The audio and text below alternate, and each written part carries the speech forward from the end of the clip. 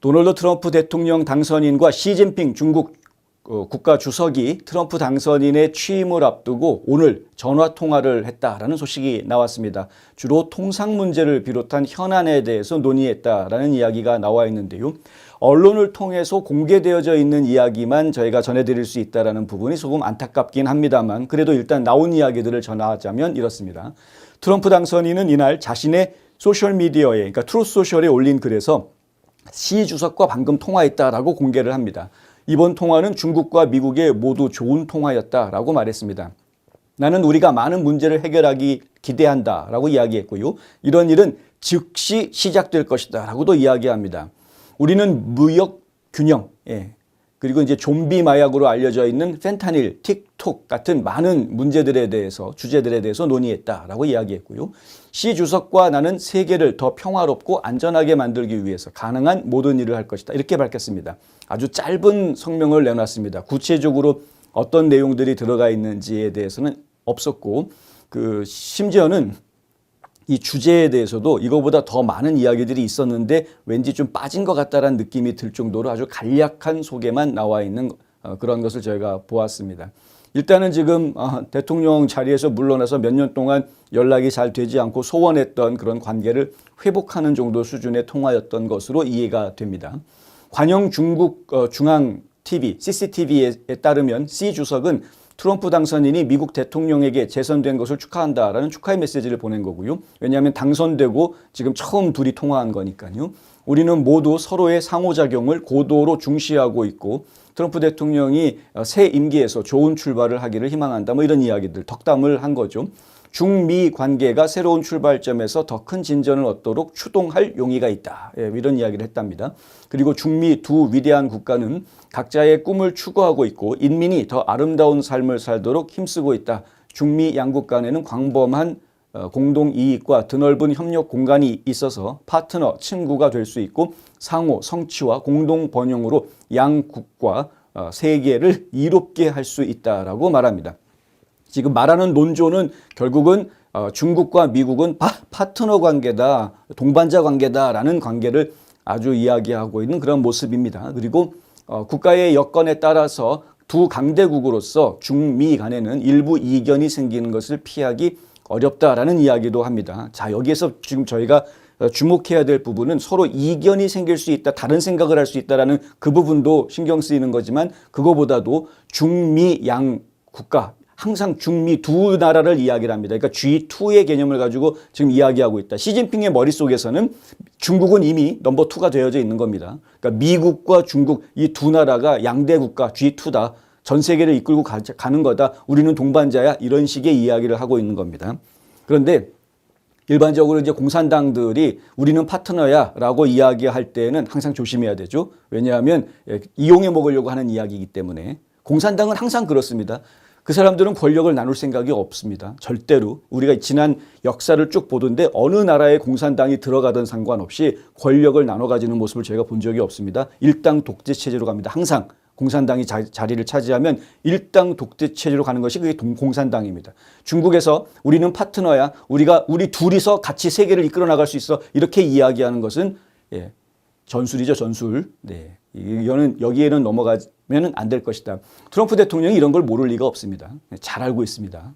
그래서 저희가 별로 걱정을 안 합니다. 조 바이든 대통령한테 이런 식으로 접근한다 그러면 걱정을 많이 해야 될 텐데 트럼프 대통령한테 이런 식으로 접근하는 건 제가 별로 걱정 안 해도 될 것 같다. 자, 그리고 핵심은 서로의 핵심 이익과 중대 우려를 존중하는 것이고 적절한 문제 해결 방법을 찾는 것이다 라고 시진핑이 이야기했습니다. 그러면서 대만 문제는 중국 국가 주권과 영토 완전성에 관계된 일로 미국이 신중히 처리하기를 희망한다라고 이야기했고요. 중미 경제 무역 관계의 본질은 호혜 윈윈으로 호혜 원칙과 쌍방 윈윈을 이야기하는 거죠. 대결과 충돌이 우리의 선택이어서는 안 된다라고 이야기합니다. 싸워봤자 지가 불리하니까 지금 이런 이야기를 하는 거죠. 시 주석은 또 양국은 상호 존중, 평화 공존, 협력 호혜 원칙에 따라 협력을 강화하고 양국과 세계에 이로운 큰일, 실질적인 일, 좋은 일을 많이 함으로써 중미라는 두 거대한 배가 있고 이런 식으로 얘기하는 거죠. 중국과 미국 두 거대한 배, G2 개념을 계속 얘기하는 겁니다.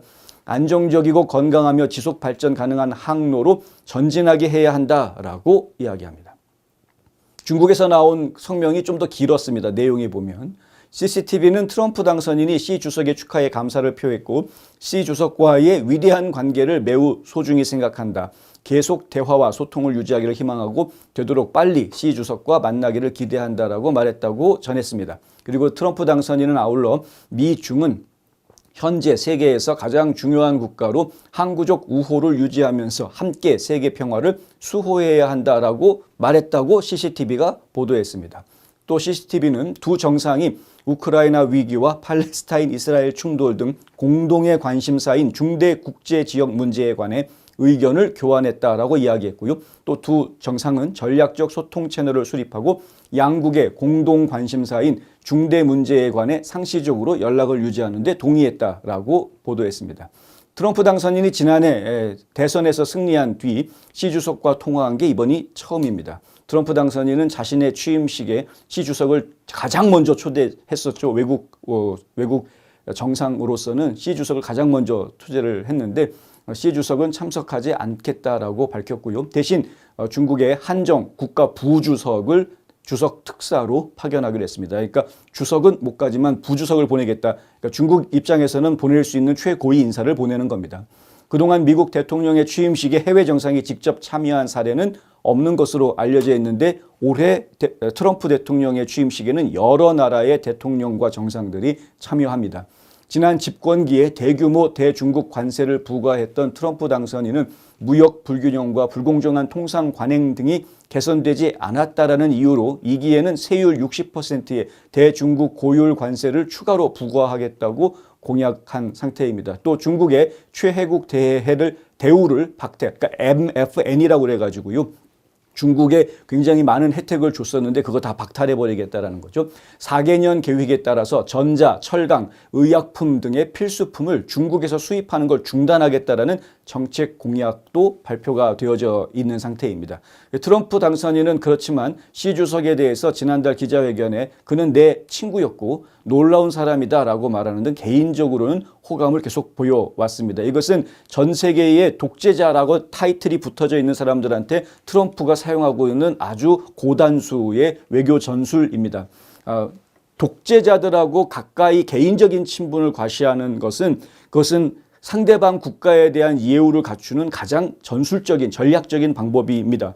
일반적으로 민주주의 국가라고 하면은 국민이 주인이니까 굳이 대통령한테 뭐 잘 해봐, 개인적으로 난 그 사람이랑 친해라고 이야기하는 것이 크게 의미가 없습니다. 왜냐하면 주인이 국민이니까. 그런데 독재 국가는, 전체주의 국가는 주인이 왕이니까, 그러니까 그 전체주의 국가의 우두머리하고 친해지는 것이 훨씬 중요한 이유가 되는 것이죠. 그럼 국가 간의 문제는 크게 해소할 수 있기 때문에 그런 겁니다. 이게 바로 트럼프 대통령이 가지고 있는 기본적인 외교 전술이다라는 걸 저희가 이제 이해를 하셔야 되겠고요. 중국하고 관계에 있어서 굉장히 적대 국가로 이야기하고 있는 상황입니다. 기본적으로 적국으로 이야기하고 있습니다. 그거는 바이든 행정부에서도 계속 그래왔고 이 중국이 적국이다라고 가장 먼저 이야기했던 게 사실 트럼프 행정부였었고요. 그래서 그 기조는 계속 이어갈 겁니다. 하지만 두 정상들 간에는 원활한 대화와 협력을 위해서 계속 개인적인 채널을 열어놓겠다라는 개념으로 보시는 것이 맞을 것 같고요. 이것이 이제 한반도 문제와 관련해서 중국을 지금 미국 편으로 끌어들이기 위한 트럼프의 작업이 이제 시작이 되어져 있다라고 이해하시는 것이 좋겠습니다. 왜냐하면 이제 북한이 러시아하고 더 가까워지고 있는 모습은 결국은 북한이 중국하고는 약간 소원해지는 모습이기 때문에 이렇게 틈이 생겼을 때 미국이 중국과 가까워지는 것은 상당히 의미가 있을 수 있어서 하는 이야기죠. 중국이 미국과 가까워지고 한국은 미국과 계속해서 튼튼한 동맹으로 남아있고 그리고 김정은을 설득을 하기 시작하면 김정은이 훨씬 더 쉽게 설득되어질 수 있는, 설득당할 수밖에 없는 여러 가지 이유들이 좀 나올 수가 있다라는 이야기.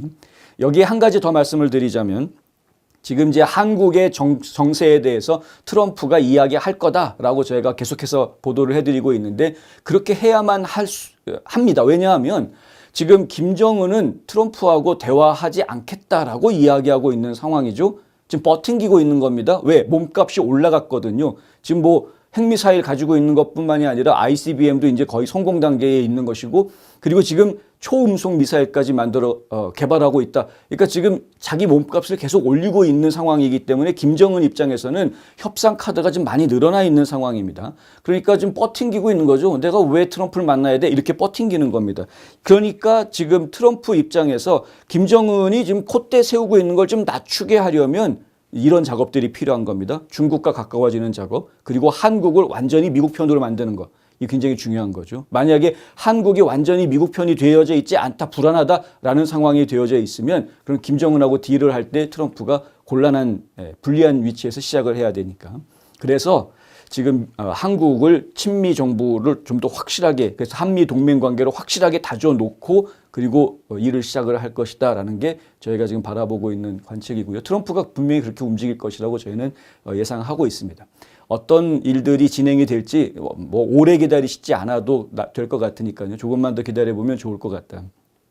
그리고 이제 한국 그 대사 문제 같은 경우에는 지금 트럼프가 직접 한국 국민들한테 혹은 한국 정부한테 뭐 혹은 한국의 정치인들한테 이래라 저래라고 직접 이야기한다라는 것은 여러 가지 상황을 봤을 때 적절하지가 않다라는 것이죠. 외교적 여러 가지 관례로 보았을 때. 그러니까 결국은 처음 주한 미국 대사가 누구다라고 발표하는 그것이 굉장히 큰 메시지를 주게 될 것이다 라는 이야기죠. 만약에 예를 들어서 설명을 드리는데 맷 슐랩 같은 사람을 만약에 주한 대사로 내보내겠다라고 발표가 난다거나 골든 첸 같은 사람을 주한 대사로 보내겠다라고 발표를 하게 되면 분명한 목소리를 내는 것이거든요. 이건 부정선거 바로잡겠다, 아니면 중국 대항하는 전선을 확실하게 하겠다, 이런 메시지를 내는 것이거든요. 그러니까 어떤 메시지가 나오느냐는 그런 그 주한 대사를 누구를 임명하느냐 그 발표에서부터 나오게 될 가능성이 클 것으로 저희는 예상하고 있습니다.